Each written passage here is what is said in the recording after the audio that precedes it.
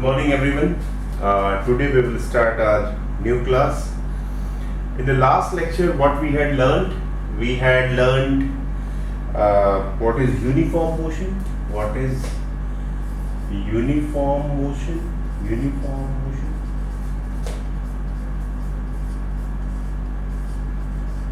Okay, and we had done some other examples also. So now we will start with something new. इस uniform के आगे ना हम non लगाते हैं. क्या लगाते हैं? नॉन लगाते हैं. तो यूनिफॉर्म मोशन हमने क्या पढ़ा था? यूनिफॉर्म मोशन हमने पढ़ा था कि in any type of motion, first of all it should be A motion. So what is motion? Motion is changing its position with time with respect to the reference point, with respect to the reference point or reference object, चाहे जो कुछ भी है. तो यदि कोई भी अपनी पोजीशन चेंज कर रहा है विद टाइम, किसके सापेक्ष? रेफरेंस पॉइंट या रेफरेंस ऑब्जेक्ट के सापेक्ष कर रहा है, तो वो मोशन में है. ठीक है, हमने बोला यूनिफॉर्म हो जाता है वही मोशन जब with the time speed change नहीं होती. जैसे हमने मान लिया कि ये एक ब्लॉक है, इट इज अ ब्लॉक. ठीक है, इसने time t is equal to 0 से चलना शुरू किया और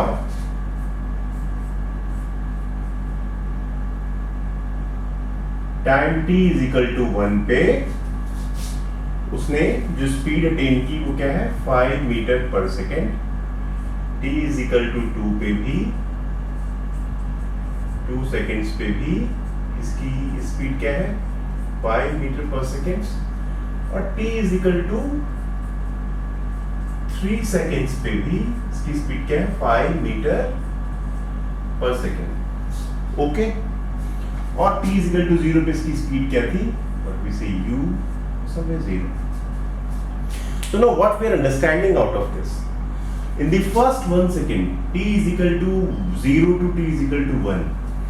Was his speed constant? Rather, if it is unidirectional and straight line motion, then we can say that was his velocity constant? क्योंकि velocity और speed same होती है. ठीक है, तो ऐसी स्थिति में क्या उसकी स्पीड कांस्टेंट थी? t इज इक्वल टू 0 से लेके t इज इक्वल टू 1 तक भैया उसकी स्पीड कांस्टेंट नहीं थी. लेकिन t इज इक्वल टू 1 से t is equal to 2 seconds तक क्या उसकी स्पीड कांस्टेंट है? जी हाँ साहब, उसकी स्पीड तो कांस्टेंट है. क्या t इज इक्वल टू 2 से t इज इक्वल टू 3 पे भी उसकी स्पीड कांस्टेंट है? जी हाँ, t is equal to 2 to t is equal to 3 seconds पे भी उसकी स्पीड कांस्टेंट है. So what do we infer about it?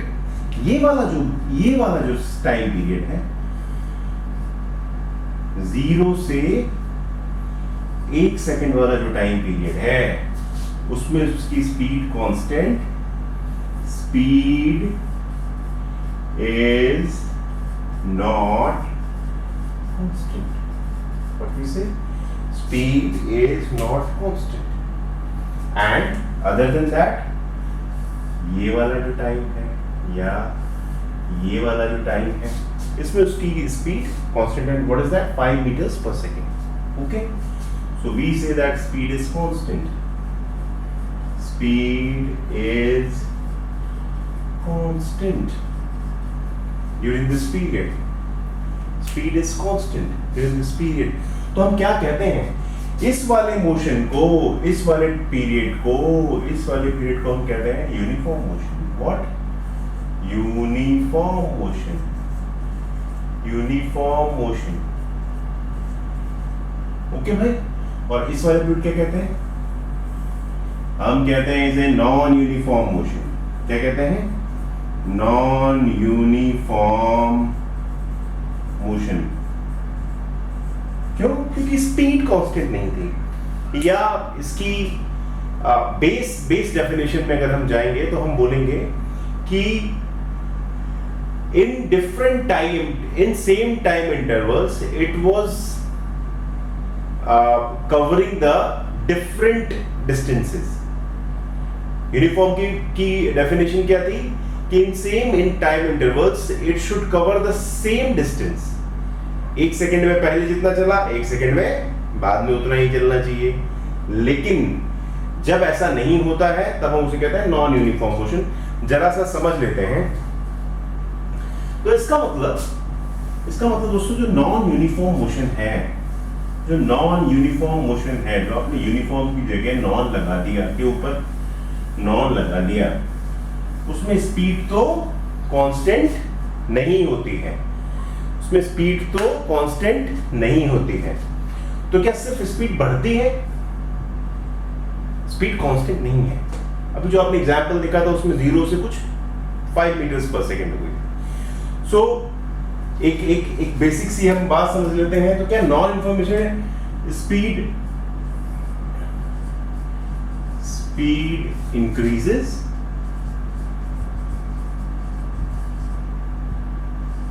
और स्पीड डिक्रीजेस। क्या होता है? स्पीड बढ़ती है या घटती है, या दोनों हो सकता है? तो उत्तर क्या है कि दोनों हो सकता है। अरे भाई स्पीड सेम नहीं है, तो घट भी सकती है और बढ़ भी सकती है, तो घट भी सकती है और बढ़ भी सकती है। तो both of the things are right while saying this. अब हमने एक एग्जांपल ले लेते हैं। मान लीजिए ये एक गोला है, आदमी है, आप कुछ भी इसको समझ सकते हैं। ये एक फ्रिक्शनलेस सरफेस पे है।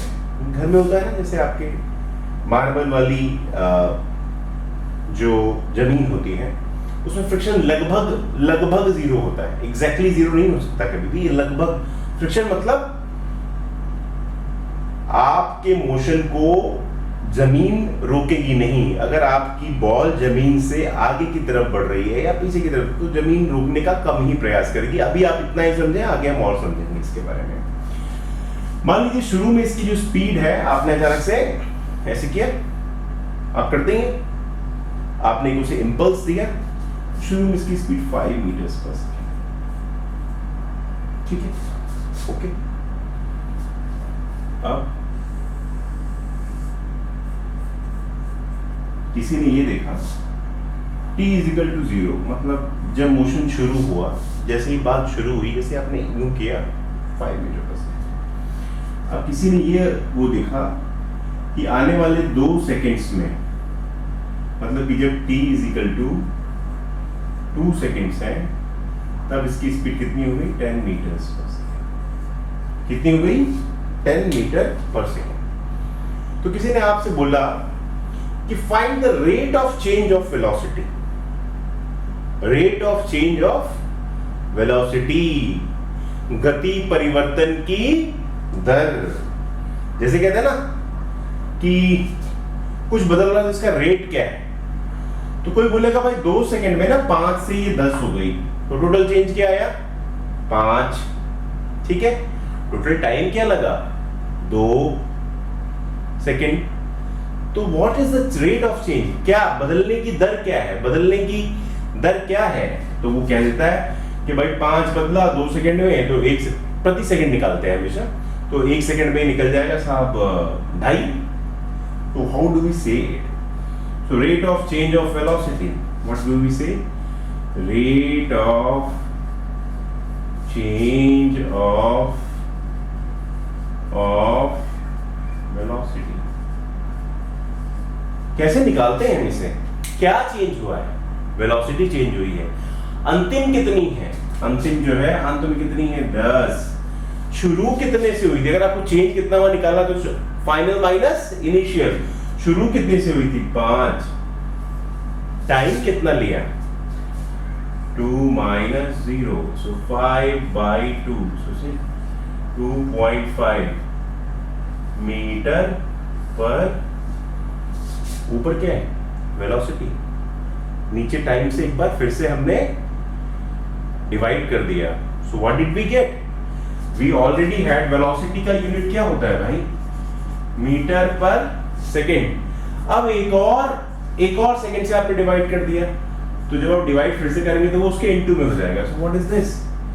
Metre per second square. और फिजिक्स की लैंग्वेज में इसको हम क्या कहते हैं? इसी को हम एक्सेलरेशन कहते हैं। इसी को हम क्या कहते हैं? Acceleration. What do we call it? We call it acceleration. We call it acceleration.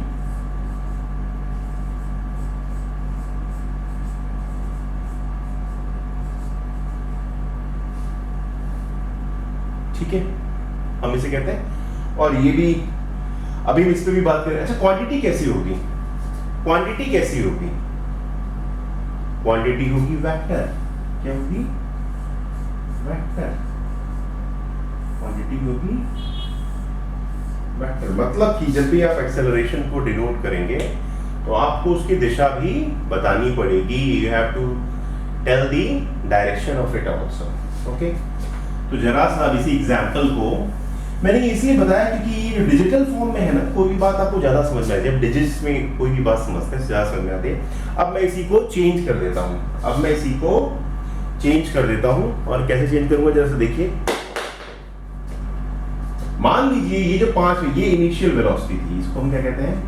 u। ये क्या है? Final velocity v। और ये क्या है? चेंज इन टाइम, मतलब कि डेल्टा टी, जिसे हम क्या कहेंगे? t2 minus t1। Final velocity minus initial, final time minus initial, final initial. ऐसे ये इनिशियल वेलोसिटी क्या है भाई? ये इनिशियल वेलोसिटी क्या है? ये इनिशियल वेलोसिटी है। और ये क्या है? Final velocity. Final velocity. तो किसी ने बोला कि डेल्टा टी टाइम में, कि टोटल टाइम का जो डिफरेंस आया है, टोटल इतने टाइम में कोई भी ऑब्जेक्ट जो मोशन में है वो u वेलोसिटी से v पे पहुंच गया, तो उसका रेट ऑफ एक्सेलरेशन मतलब a। अच्छा, a को ना हम एवरेज एक्सेलरेशन लिखेंगे। जैसे हम एवरेज वेलोसिटी, एवरेज स्पीड की बात करते आ रहे हैं, क्योंकि इंस्टेंटेनियस नहीं, हम एक टाइम पीरियड में निकाल रहे हैं। अगर टाइम यही जो है, जो डेल्टा टी है, मतलब जो समय अंतराल है, जो टाइम के बीच में डिफरेंस है, बहुत छोटा हो जाए, इतना छोटा कि कहीं जीरो के आसपास हो जाए, 0.00001 सेकेंड, अगर इतना छोटा हो जाए तो हम इसको इंस्टेंटेनियस एक्सेलरेशन, इंस्टेंटेनियस वेलोसिटी, वो वाली जब आप कार में स्पीडोमीटर में देख रहे होते हैं कि अभी मेरी ना 90 है और थोड़ी देर में ही वो जरा सा भी चेंज होके कभी 80 पे आ जाती है, एक ब्रेक लगा तो 85 पे आ जाती है। Okay, are you getting my point? So acceleration भी एवरेज ही है, ठीक है। What will be that? v minus u divided by delta t, time का डिफरेंस। अब अगर ये टाइम 0 से शुरू हुआ हो तो डेल्टा t मतलब t2 में अगर आप 0 घटाएंगे तो वो t2 के बराबर हो जाता है डेल्टा t। तो जनरली हम इसको कभी कभी, या जनरली हम इसको t भी लिख देते हैं।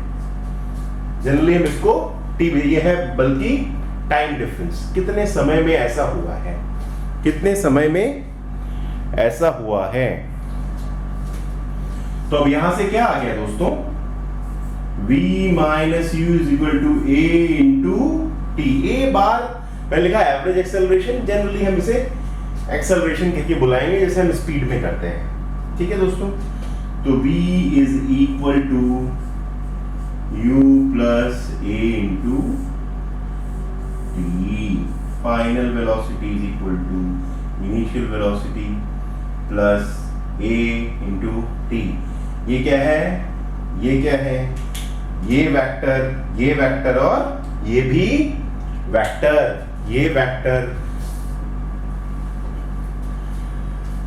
तो चलिए जरा सा आगे बढ़ते हैं। हम एक और बात छोटी सी समझ लेते हैं, आपके बड़े काम की बात है। मैं बीच बीच में चीजों को रिपीट करता रहूंगा so that you are not out of touch of that. So हमने नॉन यूनिफॉर्म मोशन समझ लिया। नॉन यूनिफॉर्म मोशन दो तरीके का होता है, या तो एक्सेलरेटेड होगा, मतलब कि या तो समय के साथ स्पीड बढ़ रही होगी या वेलोसिटी बढ़ रही होगी, या डिसेलरेटेड होगा, या समय के साथ वेलोसिटी घट रही होगी या बढ़ रही होगी। अच्छा, एक बात जरा सा ध्यान दीजिए, ये जो वेलोसिटी है ये किस किस पे डिपेंडेंट है, क्या क्या इसको चेंज करने के लिए प्रभावी है, which are the effective things? Is it speed which gives what? Magnitude. Okay sir, okay, and it is direction also.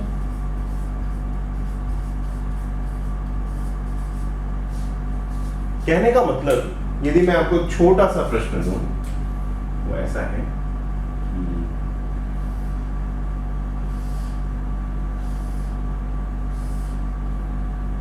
कि ए से शुरू होके बी, सी, डी और ई, कोई मोशन ऐसे हो रहा है दोस्तों, A B C D E, okay, और कोई इसमें बोले कि साहब स्पीड ना सेम है, स्पीड है 20 metre per second which is same, here also 20 metre per second,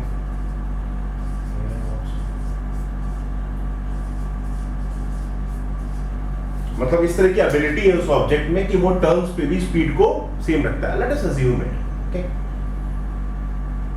और किसी ने तो speed is constant, so speed is what? Constant. तो A से B में तो स्पीड भी कांस्टेंट और वेलोसिटी भी कांस्टेंट।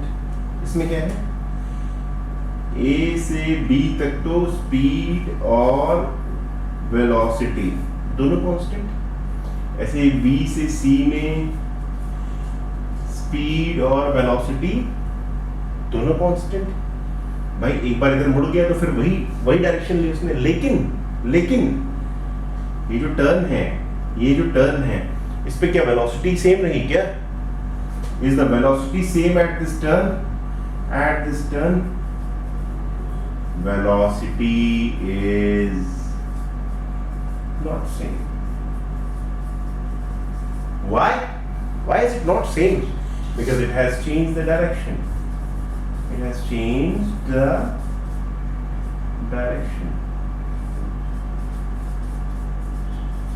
ये बात आप लोग बहुत ढंग से याद रखिएगा कि जैसे ही डायरेक्शन चेंज होगी वैसे ही वेलोसिटी चेंज हो जाएगी, हो जाएगी। एक छोटा सा क्वेश्चन देख लेते हैं आपका, ठीक है दोस्तों, एक छोटा सा क्वेश्चन देख लेते हैं, and it will be a mixed kind of question. We have a surface, we have a object, t is equal to 5 seconds पे इसकी 10 मीटर पर सेकेंड है स्पीड, उसके बाद इसकी स्पीड हो जाती है 25 metre per second, okay. t is equal to 10 seconds पे, ठीक है। तो किसी ने बोल दिया find out the acceleration, okay. So हमने क्या बोला था कि u is 10, okay, v is this, and delta time t कितने समय अंतराल पे पहुंचा है। so delta t is equal to 10 t2 minus t1, that is 10 minus 5, which is equal to 5 seconds. Is it okay now? Is it okay for you? So what is the formula? Formula says that a is v minus u by delta t, final minus initial divided by delta t. What is final? 25 minus initial, 10 divided by total time delta t, 5. So what is this? 15 divided by 5 and it comes to 3 meter per second square. 3 meter per second square. अच्छा, जब भी a की value positive आ रही है, जब भी a की value positive आ रही है, पॉजिटिव है ना, please note it down. If a is positive, इसका मतलब क्या है? इसका मतलब क्या है? Acceleration is in direction of motion. जब भी a की वैल्यू पॉजिटिव है, इसका मतलब जिधर मोशन हो रहा है उधर ही एक्सेलरेशन हो रहा है. एक्सेलरेशन किस बात के लिए रिस्पॉन्सिबल है? एक्सेलरेशन इस बात को मेजर करता है कि rate of change of velocity क्या है.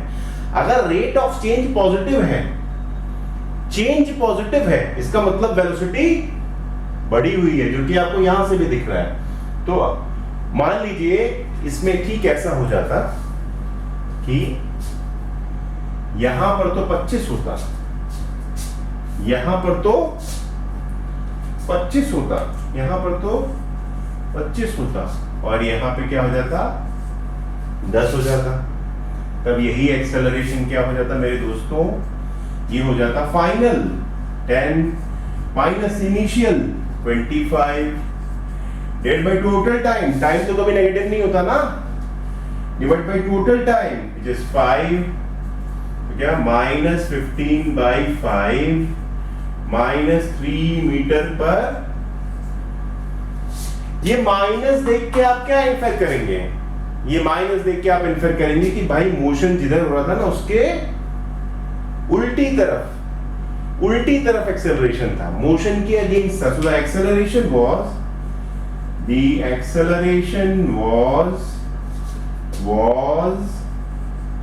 was against the motion, या आप ये भी कह सकते हैं कि opposite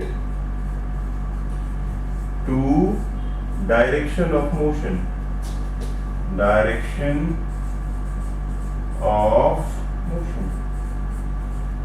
तो हमने ये दो बातें बेसिक पढ़ी हैं about the acceleration, and now in the next chapter we will do something else. We will try to understand how to write the graphs, how to make the graph of motion, and how to go ahead further. Then we will try to understand three equations of motion